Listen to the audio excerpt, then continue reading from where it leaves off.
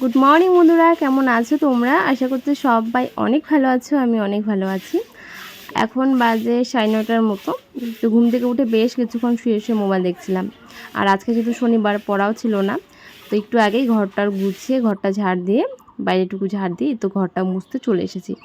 আজকে সকাল সকাল কাজগুলো করে নিব। আর কি বলো তো, কালকে যেহেতু আমরা দাদু বাড়ি যাচ্ছি, তো আজকে অনেক কাজ থাকে। যে কোনো দিন বাড়ি যদি বাড়ি থেকে কোথাও যাওয়া হয়, তার আগের দিন কিন্তু অনেক কিছু কাজ থাকে, সমস্ত কিছু গুছিয়ে রেখে তারপরে যেতে হয়। তো ভাবছি আজকে ঘরটা মুছে নেই, কালকে আর ঘরটা মুছবো না। যেহেতু মাটির ঘর রোজ রোজ না মুছলেও একদিন পর পর কিন্তু মুছতেই হয়, নয়তো বাজে লাগে দেখতে। তো আমি পুরো ঘরটার মুছে কিছু কাপড় ছিল সেটাও আমি ধুয়ে নিয়েছি। আজকে এত পরিমাণে রৌদ্র, আজকে বললে ভুল হবে, রৌদ্র এখন প্রায় উঠছে, কিছুদিন পর পর বৃষ্টিটা এখন খুব কমই হচ্ছে, রৌদ্রটাই বেশি হচ্ছে, বেশি দিচ্ছে। আর আকাশটা দেখো কত সুন্দর লাগছে। তো বেশি কিছু ছিল না, ওই 4-5টার মতো নাইটি ছিল, যা গরমের দিনে অনেকবার স্নান হচ্ছে, তো সেটাই সকাল থেকে অনেকবার স্নান করা হয়েও গিয়েছে। তো ভাবছিলাম আজকে ওই যে কামরাঙ্গা ছিল না, কালকে দিয়ে গিয়েছিল আমাকে আর কি, তো আমি সেখান থেকে 2টো কামরাঙা রেখে দিয়েছিলাম এমনি খাবো বলে। কামরাঙাগুলো এত সুন্দর আর এত মিষ্টি না, কি বলবো। একটুখানি লবণ দিয়েও বেশ সুন্দরভাবে খাওয়া যাবে, খুব ভালোও লাগছিল। তো দেখো আমি এখানে ভালো করে কামরাঙাগুলো কেটে নিয়েছি আর দিয়েছিলাম একটুখানি তেঁতুল। তো ওদিকে কামরাঙা খেতে না খেতেই মা চলে এসেছে মাংস নিয়ে। কাল যেহেতু দাদুর বাড়ি যাচ্ছি, তো মা আজকে একটুখানি মাংস নিয়ে এসেছে। এরকমটা কিন্তু প্রত্যেক বাড়ি হয়, যখনই আমরা কোথাও যাই তার আগে মাংস রান্না হয়। তো দেখো আমি এখানে আদা রসুন এসব ছুলে নিয়েছি, এবার একটুখানি বেটে নিব। আর জিরেটা যেহেতু আজকে বাটবো না, আর এত গরমের মধ্যে না সত্যি বাটাবাটি করাটাও কিন্তু একটা বিরক্তকর। তবে হ্যাঁ, গুঁড়া মশলা দিয়ে রান্না করলেও খুব একটা খারাপ লাগে না খেতে, কিন্তু বাটা মশলার টেস্টটা একটু অন্যরকম হয়, এটা একটু বেশি ভালো লাগে। তো এখানে আমি আদাটাকে ভালো করে বেটে নেব। আর আজকের মাংসটা আমি রান্না করছি। আজকে না, মাংস হলেই কিন্তু আমি রান্না করি, যেহেতু আমার মা রান্না করে না, অন্য কাজে ব্যস্ত থাকে, তো মাংস টাংস হলে কিন্তু আমি রান্না করি। আর আজকে যেহেতু আমরা আজকে খাবো, দুপুরে খাবো, রাতে খাবো, কালকে একটুখানি থাকবে, যেন কালকে রান্না করতে না হয়, ওইটুকু খেয়ে আমরা বেরিয়ে পড়বো। তো এখানে আমি মাংসটা ধুয়ে নিচ্ছি। আজকে না একটু অন্যরকম করে মাংসটা রান্না করব। অন্যরকম বলতে ওই আজকে একটুখানি পেঁয়াজ তেলেও ভাজবো, আর একটুখানি পেঁয়াজ দিয়ে মা আজকে মাংসটা মেখে রাখবে, তার কারণ ওই যে মাংসটাকে আমি ধুয়ে স্নান করে নেব।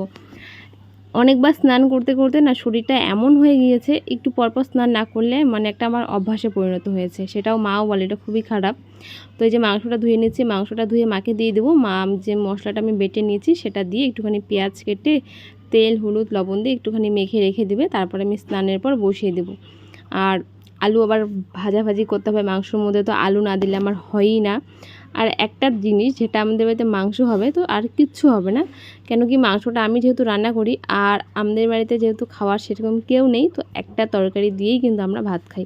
আমরা কিন্তু অনেক তরকারি একদমই রান্না করি না, তাই মাংসর মধ্যে আলুটা দিলে খাওয়াটা খুব ভালো হয়। আজকে মাংসটা একটু অন্যরকম করে রান্না করছি, মনের মতো করে। আমরা রোজ রোজ বা সপ্তাহে সপ্তাহে মাংসটা খাই না, যখন মন চায় তখনই খাই। কখনো 2-3 দিন পর পরও হয়ে যায়, আবার কখনো 1 মাস পরও কিন্তু হয়ে যায়। কোনো নিয়ম নেই যে প্রত্যেক রোববার বা প্রত্যেক কোনো দিন খেতেই হবে। আমি আলুটাকে লাল লাল করে ভেজে নিয়েছি, এবার ফোড়নে দিয়েছি গোটা গরম মশলার মধ্যে যা যা থাকে, আর তেজপাতা, একটুখানি জিরে। এবার একটুখানি পেঁয়াজ কাটা ছিল, মা বলে এটা আগে তেলের মধ্যে ভেজে নে 2টো টমেটো দিয়ে। আর মাংস হলে কিন্তু টমেটোটা হবেই হবে, কারণ কি টমেটো দিয়ে মাংসটা রান্না করতে আমার মনে একটু বেশি ভালো লাগে, গ্রেভিটা বেশি আসে। তো এখানে আমি দিয়ে দিয়েছি টমেটো। আর কি বলো তো, এইভাবে কিন্তু মাংস রান্নাটা আমি খুবই কম করি, সমস্ত কিছু একবারে দিয়েই করি। গরমের মধ্যে না এইভাবে ভাজাভাজি করতে খুব একটা ভালো লাগে না। তো এই যে মা মাংসটা এখানে মেখে রেখেছে, সেটা দিয়ে দিচ্ছি। এটা দেওয়ার পর আর কোনো রকম কোনো কাজই থাকে না, শুধু এখানে যেহেতু আমি গরম বাটা মশলা দেইনি, তাই একটুখানি লঙ্কার গুঁড়ো আর জিরের গুঁড়ো দিয়ে দেবো। মাংসর মধ্যে যদি লঙ্কার গুঁড়ো দেওয়া না হয় না, তাহলে একদমই বাজে লাগে দেখতে। খেতে তো টেস্টটা একই থাকে, কিন্তু দেখতে অনেক বাজে লাগে। আর পাকা লঙ্কা যদি থাকে তাহলে কোনো ব্যাপার না। তো দেখো আমার কিন্তু রান্নাবান্না কমপ্লিট। আর এদিকে না মা নিয়েছে সোয়াবিন, সকালবেলা সোয়াবিনের রান্না হয়েছে। তো আমি যেহেতু মাংস ছিল, আমার মাংস আর কিচ্ছু লাগে না, এরকম করে যদি মাংস রান্না করা হয় তো আমার আর কিচ্ছু লাগে না। তো দেখো আমি এখানে মাংস বেছে বেছে নিচ্ছি। আমার মা তাই বলে যে একটা মানুষ, আমি যদি নিজেও খাই যে সবটাই আমি খাবো, তবু আমি বেছে বেছেই নিই, জানি যে সবগুলোই আমাকেই খেতে হবে, তবু ওর মধ্যেই বেচা শুরু করে দিই। এই যে তেলটা দেখছো, এই তেলটা দিয়ে ভাত খাবো, আর কিচ্ছু লাগবে না। হ্যাঁ, তবে 2 টুকরো মাংস নিয়ে নেব, একটু কম কম করেই খাওয়ার চেষ্টা করছি, তার কারণ এটা আমাদেরকে আজকে রাতে কালকেও খেতে হবে, কেন কি কালকে আর রান্না হবে না, কালকে যেহেতু চলে যাচ্ছি। তো দেখো আমি এখানে 2 পিসের মতো মাংস নিয়েছি, আর নিয়েছি আলু 3 পিস, আর এই যে তেলটা নিয়েছি না, এটা দিয়ে একদম মন শান্তি করে ভাত খাবো। আর সঙ্গে নিয়েছি 1 টুকরো পেঁয়াজ। পেঁয়াজটা মাংসর সঙ্গে খেতে ভালো লাগে, তবে সবসময় পেঁয়াজটা আমি খাই না, ওই মাংস হলেই পেঁয়াজটা খাই। ভাতটা দেখে যে আমার এত লো পড়ছে কি বলবো, দারুণ হয়েছে রান্নাটা। নিজের রান্নার প্রশংসা নিজেই করি, কেন কি ভালো হয় তাই করি। আজকের রান্নাটাও অনেকটাই ভালো হয়েছে।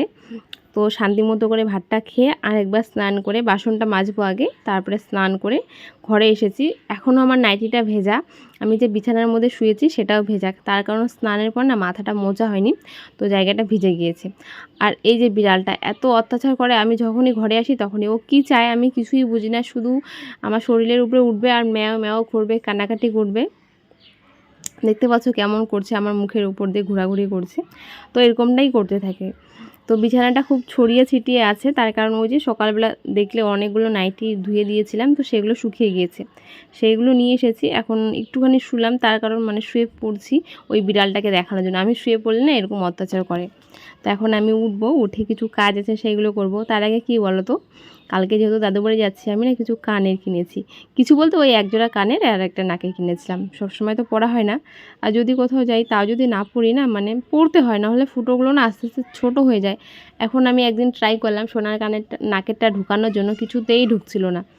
আর সোনার নাকের কিন্তু যে সেটা হয় ডার্টিটা হয়, সেটা অনেকটা মোটা থাকে, তো ঢুকছিল না। আমি একটা এমনি নাকের কিনেছি, তো সেটাও ঢুকছে না। জোর করে ঢুকালাম তো সঙ্গে সঙ্গে চোখ দিয়ে জল বেরিয়ে এলো, এতটা কষ্ট হলো আর এত ব্যথা লাগলো কি বলবো। ওই ব্যথাগুলো সত্যি এমনভাবে ব্যথাটা লাগে না, মাথায় উঠে যায়।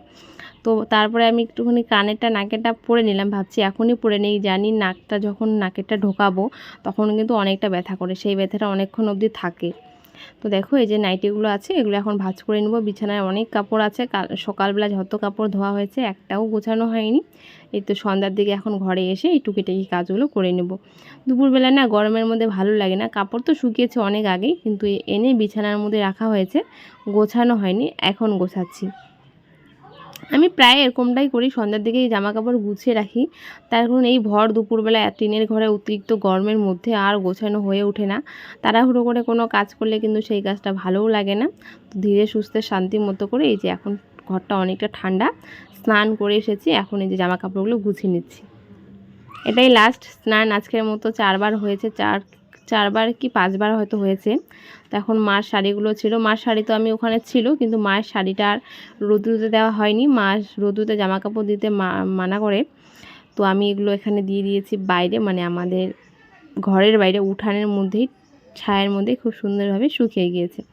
এবার আর কিছুই না, আলনাটা গুছিয়ে নেব। একটু অগোছানো ছিল, সেটাই সবসময় গোছানোই থাকে, রোজ রোজ আর আমাকে এক্সট্রা করে গোছাতে হয় না। তার কারণ যেই কাপড়গুলো সামনেই থাকে মা সেগুলোই নেয়, একটু উলটপালট হয়ে গেলে সেটা একটুখানি ঠিকঠাক করে রেখে দিই। সঙ্গে সঙ্গে এইভাবে ঠিকঠাক করে রেখে দিলে না পরে আর উলটপালটটা হয় না।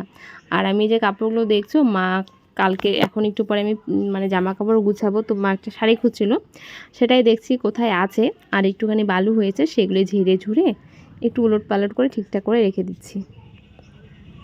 আসলে একটা জামা কাপড় যদি রোজ এক জায়গায় থাকে, না পরা হয়, তাহলে না একটু একটু ধুলো জমে। তো সেটাই দেখছিলাম, তো ধুলোটাকে ঝেড়ে ঝুড়ে সুন্দর করে গুছিয়ে রাখছি। আর কিছু জামা কাপড় নিয়ে যাব যেগুলো, সেগুলো খুঁজে খুঁজে রাখছিলাম। তো মাকে বলছিলাম যে মা কোনগুলো কোনগুলো নিবে সেগুলো দেখিয়ে দিতে, আমি সেগুলো ব্যাগের মধ্যে ভরিয়ে রাখবো। কালকে তো দুপুরবেলা বের হবো, আর এই দুপুরবেলা তো জামা কাপড় গোছাতে ইচ্ছে করবে না, জানি না যদি বৃষ্টি আসে আমার মনে হয় ভালো হবে। তো এখানে নিচের দিকে নাইটিগুলো রেখে দিচ্ছি, যেই নাইটিগুলো একদমই পুরানা, আর গরমের দিনে কিন্তু পুরানা জামা কাপড় পরতে অনেক বেশি ভালো লাগে। তো সেগুলো এখানে গুছিয়ে নিলাম। এবার বাকি থাকলো কাপড়গুলো ভালো করে ঝেড়ে নিয়েছি, ভাঁজটা ভাঙা হয়নি, শুধু ঝেড়ে ঝুড়ে একটার পর একটা রেখে দিচ্ছি। এক সাইডে মায়ের কাপড়গুলো এইভাবে সুতির শাড়িগুলো ভাঁজ ভাঁজ করে রেখে দেয় বলে জিনিসগুলো একটু এলোমেলোটা কম হয়, যখন যে জিনিসটা লাগে সেটা হাতের সামনেই কিন্তু মা পেয়ে যায়। তো বাকি থাকলো নাইটিগুলো একটুখানি গুছিয়ে নিচ্ছি। ওই যে কালকে চলে যাব, জামা কাপড়গুলো ঠিকঠাক করে না রাখলে না অনেক দিন পর যখন বাড়িতে আসি সমস্ত কিছু এলোমেলো লাগে, কোথাকার জিনিস মনে হয় কোথায় চলে গিয়েছে, তাই সমস্ত কিছু সুন্দর করে গুছিয়ে রাখছি। বাড়িতে থাকলে হয়তো নাও গুছাতাম, যেহেতু বাড়িতেই থাকছে জিনিসগুলো চোখে চোখে থাকবে। কিন্তু ওই যে অনেক দিন পর যেহেতু আসবো, অনেক দিন বলতে 4 দিন থাকবো দাদু বাড়িতে। ওই যে বললাম স্নান করেছি, শরীরটা ভেজা ভেজা, তার কারণ মাথাটার মধ্যেই সবসময় জল দেই, তো চুলটা না আর খোলা হয় না, তো একটুখানি চুলটা মুছে নিয়েছি, নয়তো আবার বিছানাটা ভিজে যাচ্ছে। অনেক দিন পর বাড়িতে আসলে এমনিতেই বাড়িটা অনেক এলোমেলো লাগে আর সমস্ত কিছু কিন্তু ধুলো ধুলো হয়ে যায়। তো ভাবছি তার আগে আজকে একটুখানি গুছিয়ে নেই, হয়তো অনেকটা বেশি হবে আর সমস্ত চাপ পড়বে আমার উপর, সমস্ত কিছু আবার গুছাতে হবে। তো যা ছিল হাতের সামনে সেইগুলো দিয়েই আমি ভালো করে একটু ধুলোটা মুছে নিচ্ছি। রোজ রোজ মোছা হয় না ঠিকই, কিন্তু একটু চেষ্টা করি রোজ মোছার। কোনো দিন ওয়ার্ড্রপ আর ড্রেসিং টেবিল, আর নয়তো ছোটো শোকেস আর বড় শোকেস, এইভাবেই কিন্তু আমি উল্টোপাল্টা করে ঘরের ফার্নিচারগুলোকে সবসময় পরিষ্কার পরিচ্ছন্ন করে রেখে দিই। সমস্ত কিছু গুছিয়ে বিছানাটা গোছালাম। এখন আমি এখানে জামাকাপড় নিয়ে বসবো, যত জামাকাপড় আছে সেইগুলো এখানে বের করে তারপরে একটার পর একটা ব্যাগে ঢোকাবো।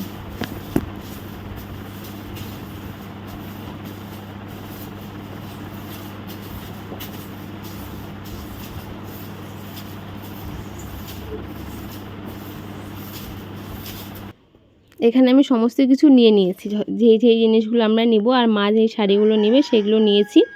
আর এবার মাকে ডাকছি যে মা কোন কোন জিনিসগুলো নেবে, তো সেগুলোই যেহেতু মা পরবে, তো মায়ের পছন্দ মতো শুধু আমাকে বের করে দিচ্ছিলো, আর আমি সেগুলি ভাঁজ করে একটা ব্যাগের মধ্যে ঢুকে রাখছি। ব্যাগটা না অনেকটা ছোট, আমাদের দুজনের হয়ে যায়, কিন্তু আমার দাদু বলেছিল ফোন করে মশারি নিয়ে যেতে।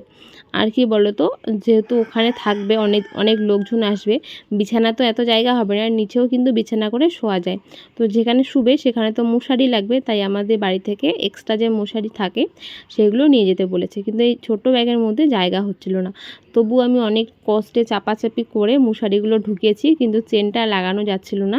তারপরে এই যে দুজন মিলে টানাটানি করে ব্যাগটার সঙ্গে যুদ্ধ করে তারপরে ফাইনালি চেনটাকে লাগিয়ে দিতে পেরেছি। কিছু জামা কাপড় ছিল সেটা আমার ছোট্ট ব্যাগটাতে রাখবো, আর ব্যাগটা অনেকটা ময়লা হয়েছে সেটাই পরিষ্কার করছি।